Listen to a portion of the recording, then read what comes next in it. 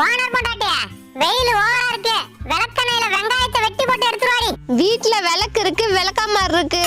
விளக்கெண்ணெய் மட்டும் இல்லடி. ஏண்டி வீட்ல வேற எண்ணெய் இல்லையா? இருக்கு இருக்கு, இரு எடுத்துட்டு வந்து தொலைகிறேன். சின்ன வெங்காயத்தை வெட்டி போடுடி, மறந்துடாத. இதுதான் சின்ன வெங்காயம்.